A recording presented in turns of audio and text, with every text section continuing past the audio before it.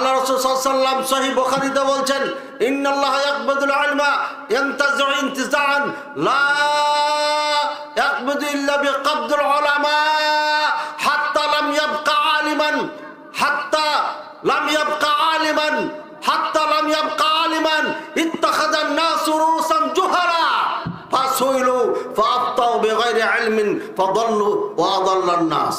ভাইয়েরা আমার, রাসূলুল্লাহ সাল্লাল্লাহু আলাইহি ওয়াসাল্লাম সহিহ বুখারীতে এই হাদিস উল্লেখ করা হয়েছে।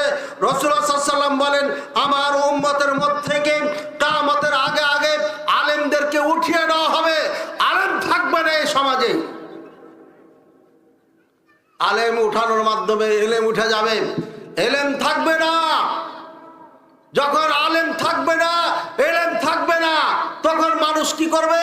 ইত্তাখাযান নাস রুসান জুহালা, জাহেলদেরকে এরা মুফতি আলেম হিসাবে গ্রহণ করে নেবে।